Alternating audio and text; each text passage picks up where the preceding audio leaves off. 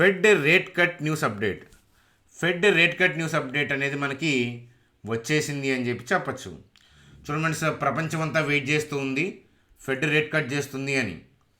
So మీ అందరికీ already తెలిసే ఉంటుంది ఫెడ్ రేట్ కట్ ఎంత అంటే 50 బేసిస్ పాయింట్స్ వేశారు. అయితే వాల్ స్ట్రీట్ కావచ్చు, అలాగే ప్రపంచంలో ఉన్న మీడియా న్యూస్ ఛానల్స్ అందరూ కూడా ఏంటంటే ఓవరాల్గా 50 బేసిస్ పాయింట్స్ రేట్ కట్ ఉండొచ్చు అని చెప్పి ఊహించారు కదా.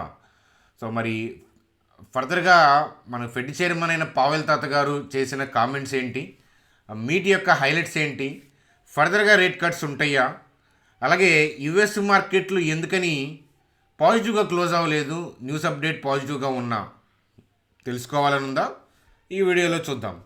అలాగే మరి గిఫ్ట్ నిఫ్టీ ఏం చేస్తుంది, ఏషియన్ మార్కెట్స్ ఎట్లా ఉన్నాయి, సో ఈరోజు ఇండియన్ స్టాక్ మార్కెట్ పాజిటివ్గా వెళ్తుందా నెగిటివ్గా వెళ్తుందా, ఆ విషయాలు ఈ వీడియోలో డిస్కస్ చేద్దాం. అలాగే ఎన్విడియా స్టాక్ యుఎస్కి సంబంధించిన టెక్ స్టాక్ కదా, ఈ ఎన్విడియా స్టాక్ యొక్క చార్ట్ పరిస్థితి ఏంటి, ఆ విషయాలు చూద్దాం. డౌ జోన్స్ నాస్డాక్ చార్ట్ గురించి కూడా చూద్దాం. సో యుఎస్ మార్కెట్కి సంబంధించి డౌ జోన్స్ నాస్డాక్ చార్ట్ చూద్దాం. మరి రేట్ కట్, ఈ ఫెడ్ రేట్ కట్ న్యూస్ వల్ల ఎలా ఇంపాక్ట్ పడింది అనేది ఆ చార్ట్స్ మీద చూద్దాం. So Reliance, HDFC bank, TCS charts కూడా స్టడీ చేద్దాం. ఓవరాల్గా మన నిఫ్టీ, బ్యాంక్ నిఫ్టీ చార్ట్స్తో మార్కెట్ గమనాన్ని ఈరోజు అంచనా వేసే ప్రయత్నం అనేది ముందుగానే చేద్దాం. చూడండి ఫ్రెండ్స్, వీడియోలోకి వెళ్ళే ముందు మన ఛానల్ వీడియోని లైక్ చేయడం అనేది మన జన్మ హక్కు, కాబట్టి వీడియోని లైక్ చేసి కంటిన్యూ చేద్దాం. చూడండి ఫ్రెండ్స్, కొత్తగా వాచ్ చేస్తున్న వాళ్ళకి మన ఛానల్ని సబ్స్క్రైబ్ చేయమని నేను చెప్పను. ఒక 3-4 వీడియోస్ వెనక్కి వెళ్ళినా, లేదా అప్కమింగ్ వీడియోస్ ఒక 2-3 వీడియోస్ చూసినా నచ్చి ఖచ్చితంగా సబ్స్క్రైబ్ చేస్తారు అని చెప్పి చెప్తాను. చూడండి ఫ్రెండ్స్, లాస్ట్ నైట్ మీరు కామెంట్ చేశారు ఫెడ్ రేట్ కట్ ఎంత ఉండొచ్చు, యుఎస్ మార్కెట్లో ఎట్లా క్లోజ్ అవ్వచ్చు అని అంటే.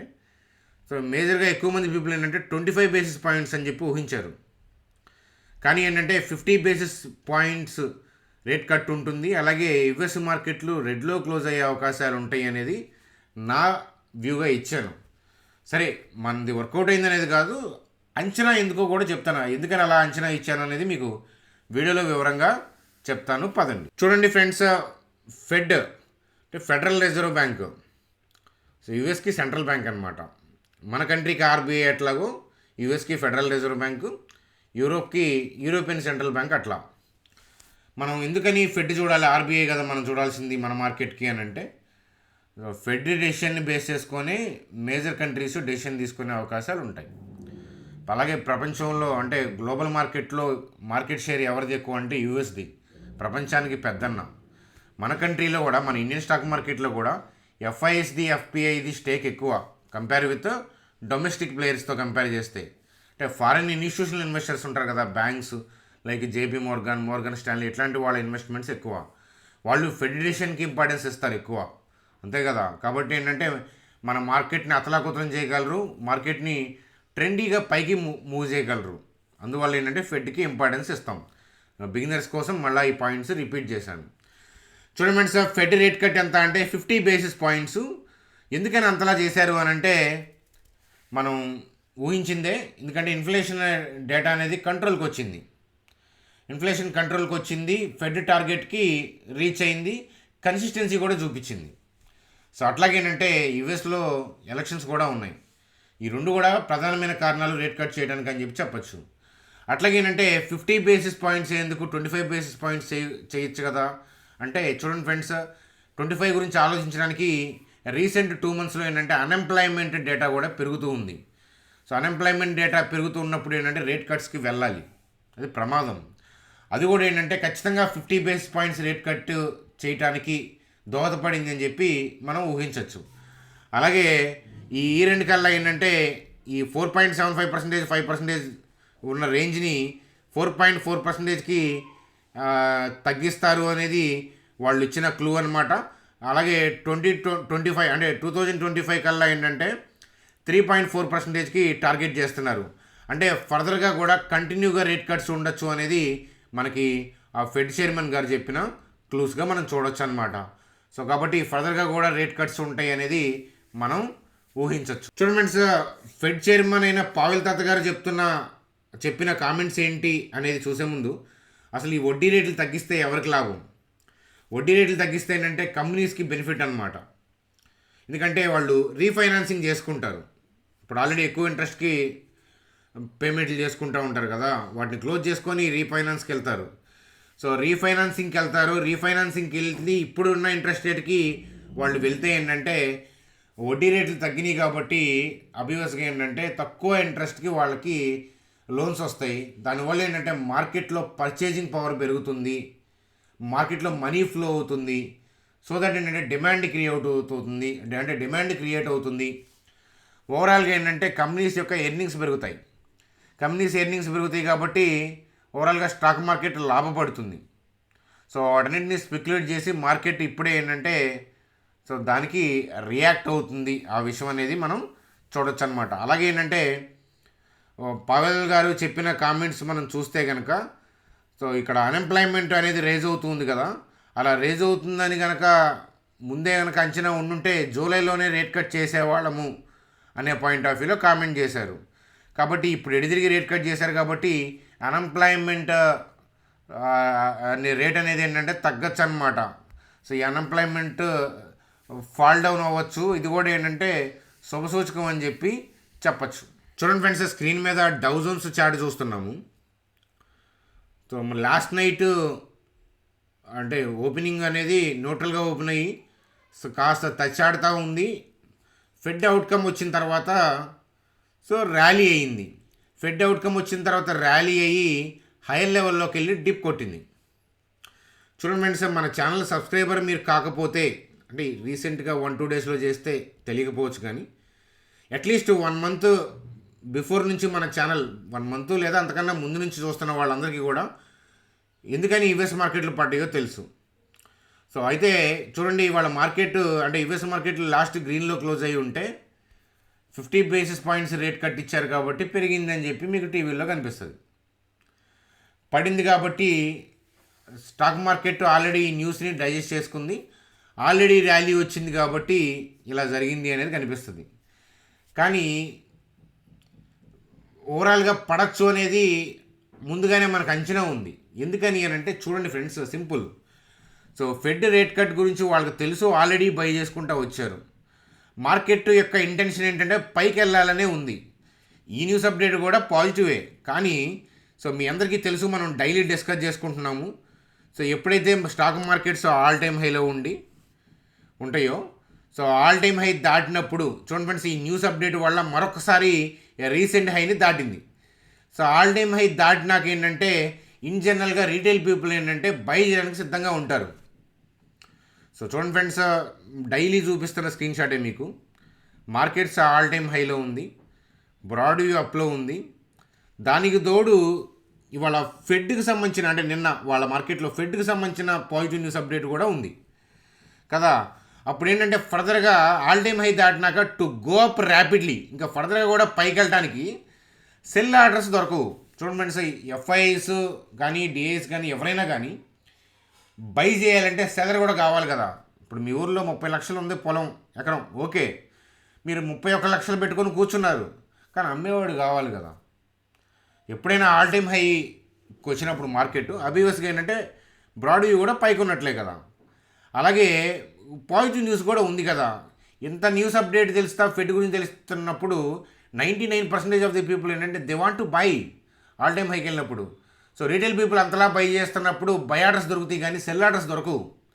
కాబట్టి ఇనిషియేషన్స్ ఏంటంటే తప్పనిసరి పరిస్థితుల్లో వాళ్ళు ఏంటంటే బై చేయడానికి సెల్ ఆర్డర్స్ దొరకవు కాబట్టి వీళ్ళే రివర్స్లో ఏంటంటే కొంత సెల్ చేసి ప్రాఫిట్ బుకింగ్ చేసుకుంటారు. ఎందుకనంటే వాళ్ళు ఆల్రెడీ లాంగ్లో ఉన్నారు. చూడండి ఫ్రెండ్స్, నేను మీకు ఆల్రెడీ ఇక్కడ చెప్పాను.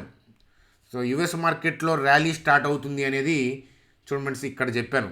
మీరు ఆ వీడియో కూడా ఉంది, అర్థమవుతుందా? తమ్నేల్ మీద ఉంటుంది చూడండి. యుఎస్ మార్కెట్లో డమేల్ అని చెప్పి పెట్టి కానీ ఈ జోన్ నుంచి బౌన్స్ వస్తుంది అని చెప్పాను. అంటే ఈ క్యాండిల్ అప్పుడు డే అప్పుడు ఏంటంటే ఫాల్ డౌన్ వస్తున్నప్పుడు మనం డిస్కస్ చేసాం అది లైవ్లో. సో ర్యాలీ అనేది వచ్చింది అంటే ఈ ఫెడ్ని ముందే ఊహించి వాళ్ళు ర్యాలీ తీసుకొచ్చారు. ఫర్దర్ కూడా పైకి వెళ్ళాలని అనుకుంటున్నారు, కానీ వన్స్ ఆల్ టైమ్ హైకి వెళ్ళినప్పుడు ఏంటంటే వీళ్ళు బై ఆర్డర్స్ ప్లేస్ చేసిస్తే సెల్ ఆర్డర్స్ దొరకవు కాబట్టి వీళ్ళే కొంత ప్రాఫిట్ బుకింగ్ చేశారు. అంతకన్నా అక్కడ ప్రాబ్లం ఏం లేదు. సో ఓవరాల్గా ఏంటంటే పైకి వెళ్ళాలనే చూస్తుంది. యూఎస్ మార్కెట్లో కూడా ఏంటంటే పైకి వెళ్ళాలని చూస్తుంది. ఇంకొక 1 డే డిప్ అయితే డిప్ అవ్వచ్చు. ఎందుకంటే డిప్ అయితేనే పీపుల్ ఏంటంటే బై చేయడం, అంటే డిప్ అయితేనే పీపుల్ సెల్ చేయడం స్టార్ట్ చేస్తారు. రిటైల్ పీపుల్ ఇంకొక డే ఇంకొక సెల్ అయిందనుకోండి, retail people they will start selling heavily. అప్పుడు ఏంటంటే so that they can buy and they can move again towards the market towards all time high అని చెప్పొచ్చు అనమాట. సేమ్ లాజిక్ ఈ ఇండియన్ స్టాక్ మార్కెట్లో కూడా డైలీ జరుగుతుంది. ఇవాళ కూడా జరిగే అవకాశాలు ఉన్నాయి, చూపిస్తాను పదండి. చూడండి ఫ్రెండ్స్, కొత్త వాళ్ళు జాగ్రత్త, మరొకసారి చెప్తున్నాను, మార్కెట్ ఆల్ టైమ్ హైలో ఉంది, బ్రాడ్ వ్యూ అప్లో ఉంది. To go up rapidly it's a difficult to find cell orders. ఎవరికి? ఎఫ్ఐఎస్కి. పైకి వెళ్తున్నప్పుడు ఆల్ టైమ్ హైకి వెళ్ళినప్పుడు so cell orders find out చేయడం అనేది కష్టం. మనం బై చేయాలంటే సెల్ ఆర్డర్ కావాలి కదా, మనం కొనాలంటే పొలం కొనాలంటే అమ్మేవాళ్ళు కావాలి కదా ఊర్లో, అట్లా. అందువల్ల ఏం చేస్తారంటే సో హయ్యర్ లెవెల్లో సెల్ చేసి కింద పడుతుంటే by and dips point of వ్యూలో చూస్తారు. కింద పడుతుందంటే బై చేస్తారు. ఎందుకని? వాళ్ళకి పైకి తీసుకెళ్లే ఉద్దేశం ఉంది, కానీ పైన కొనలేరు కదా, అందుకని అనమాట. సో అది సో ఆల్ టైమ్ హై దాటింది, ఇది దాటితే బై చేయండి, ఇది దాటి గంట సేపు నిలబడితే బై చేయండి. రీటైల్ పీపుల్ లాజిక్స్ తెలుసు కదా, అందుకని వాళ్ళు రీటైల్ పీపుల్స్ ఇరుక్కుపోతూ ఉంటారు అనమాట. చూడండి ఫ్రెండ్స్, అట్లాగే మనం ఎన్విడియా గురించి కూడా డిస్కస్ చేసుకుందాం. చూడండి ఫ్రెండ్స్, ముందుగా నిఫ్టీ పాయింట్ ఆఫ్ వ్యూలో ఒకసారి ఏషియన్ మార్కెట్స్ ఎట్లా ఉన్నాయి అనేది ఒకసారి మార్కెట్స్ ఎట్లా ఉన్నాయి అని చూస్తే ఒకసారి చూడండి. గిఫ్ట్ నిఫ్టీ పాజిటివ్గా ఉంది. గిఫ్ట్ నిఫ్టీ ఏం చూపిస్తుంది అని అంటే నిఫ్టీ 25,400 అరౌండ్ ఓపెన్ అవుతుంది అనే విషయం అర్థమవుతుంది.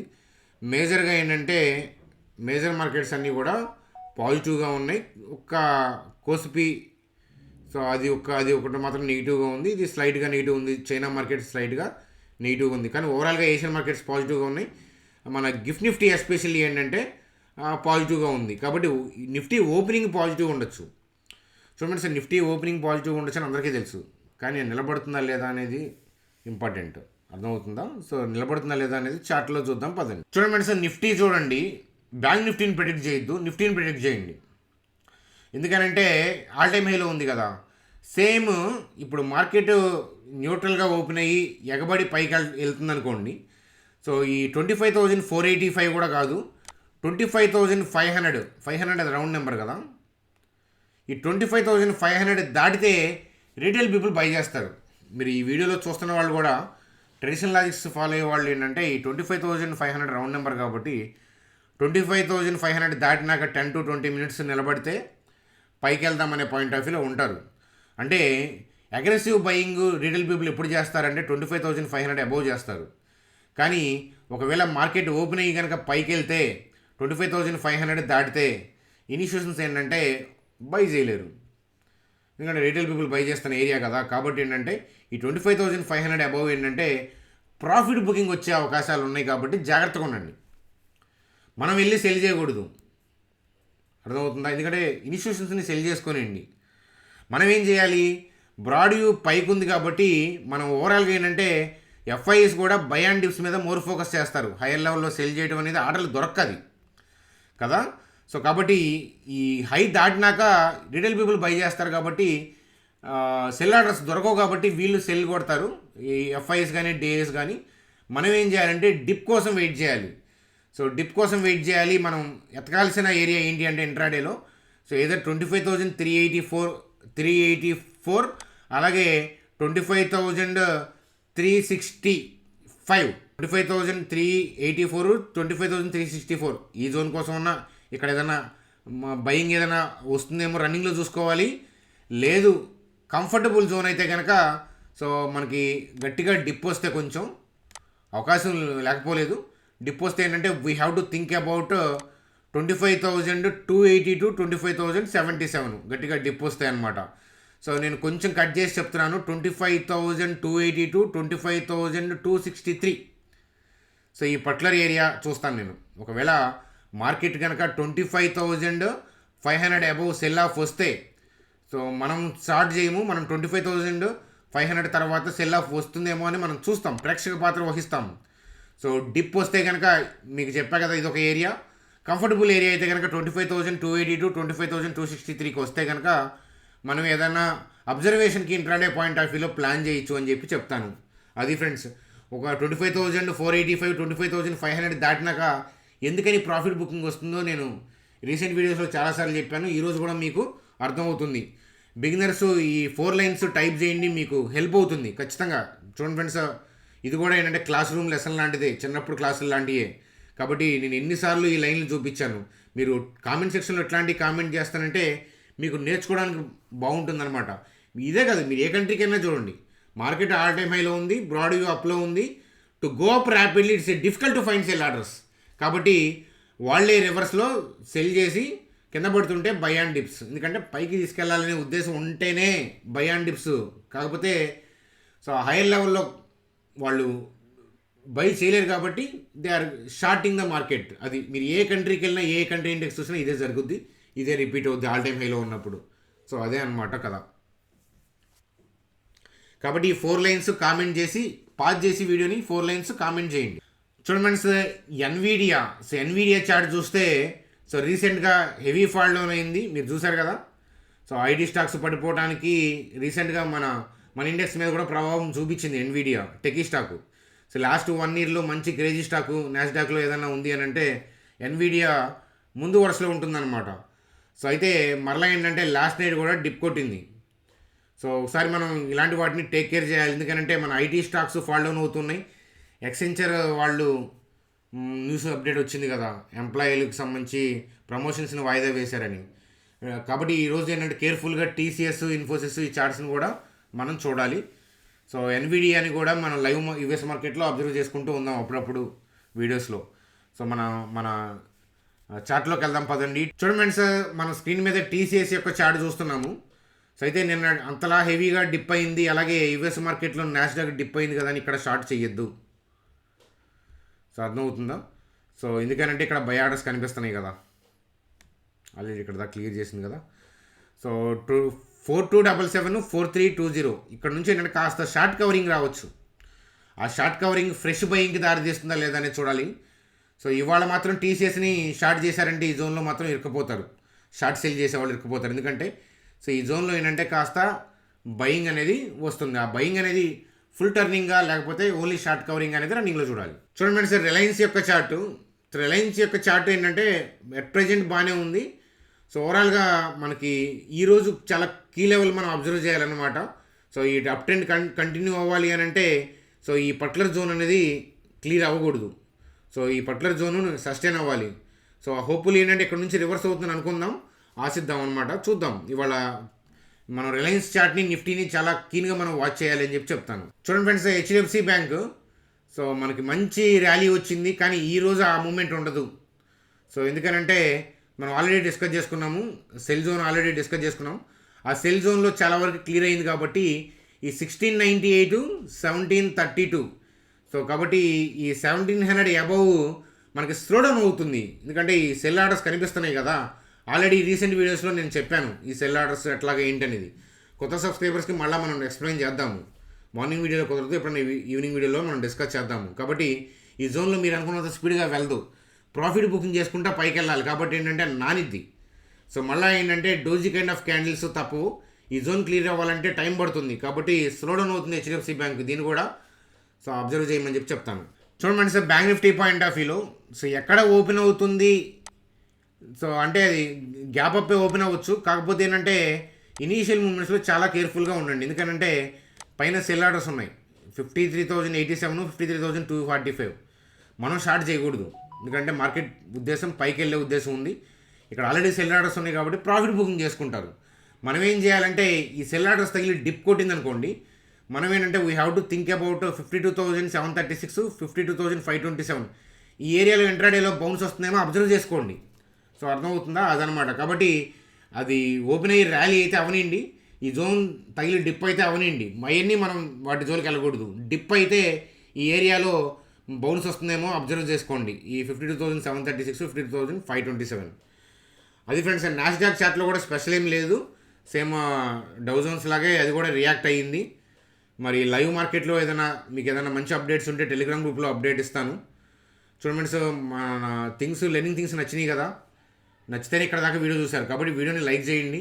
అలాగే మీరు వెబినార్లు అటెండ్ అవ్వాలి అని అంటే అప్పుడప్పుడు వెబినార్లు కండక్ట్ చేస్తుంటాం. అటెండ్ అవ్వాలి అని అంటే రేపు సండే వెబినార్ ఉంటుంది. మీరు చూస్తున్న వీడియో కింద డిస్క్రిప్షన్లో ఉందన్నమాట. క్యాండిల్ స్టిక్స్, బ్రాడ్ వ్యూ వీటి మీద ఎక్స్ప్లెయిన్ చేస్తాను అనమాట థింగ్స్.